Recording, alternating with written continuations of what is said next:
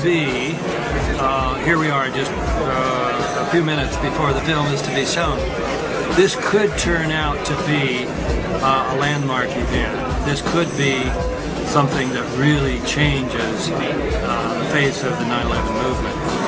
The 9/11 is the paradigm of the fabric of lies and of deception. The mass media is lying.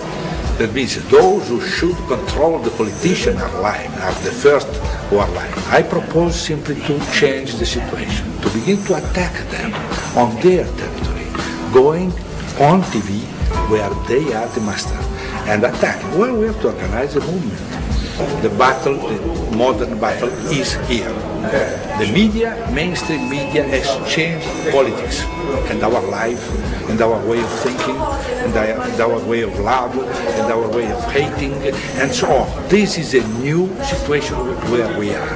That means we will work for the truth on 9/11 and for our liberty, for our mass liberty.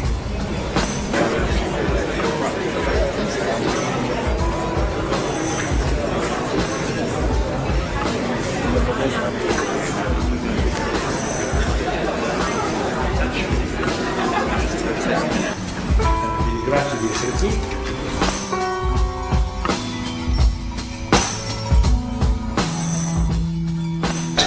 Former president of German Bundesbank said there were some put options to buy up some stocks of United Airlines and American Airlines.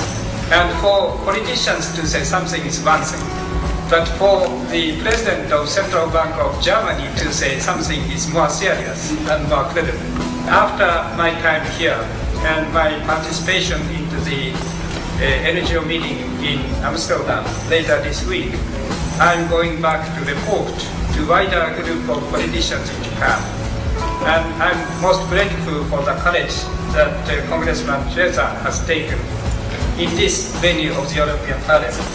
If we work together, I think we can be a majority to be backed by many citizens of the world. So it's a great opportunity for the citizens through the internet, which has been the invasion of the military people, and they have the upper hands of the technologies. But now we have the upper hands of the conscience of the people to find real truth. Thank you.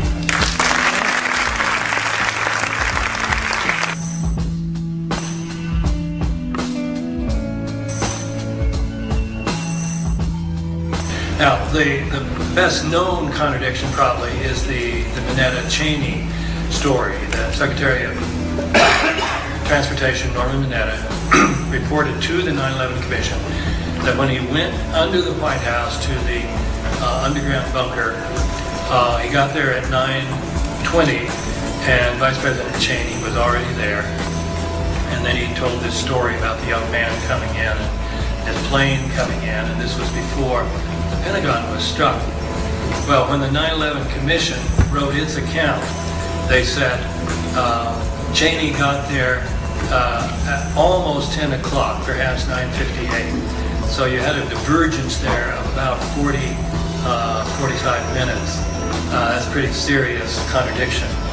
Richard Myers, General Myers, who was the acting chair of the Joint Chiefs of Staff, so he was the the senior military official in the Pentagon that day. So presumably a lot of people knew where he was, and yet there is a contradiction that Myers himself and the 9/11 Commission say that he was up on Capitol Hill several miles away talking to Senator Cleland. But Richard Clark, when he wrote his book, Against All Enemies, reported that he headed up a video conference from the White House and that Richard Myers was in the Pentagon participating in that video conference.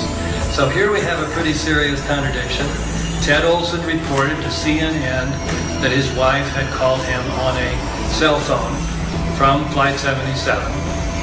And this was the proof that Flight 77 was still in the air and therefore helped support the view that Flight 77 was what hit the Pentagon. Ted Olson first said she called it a cell phone, then he said it was a seatback phone, and he went back and forth. Finally ended up with saying it was a seatback phone.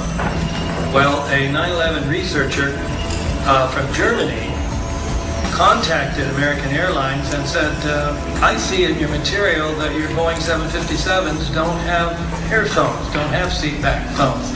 So how did the people from Flight 77 call?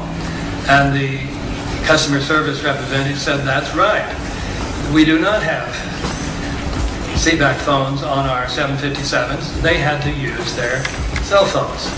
In 2006, the FBI turned in a report at the Moussaoui trial on all the phone calls from all 4 flights.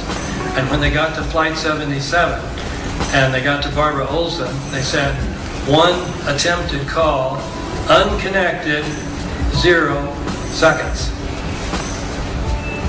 Now this is pretty astounding. The FBI is part of the Department of Justice.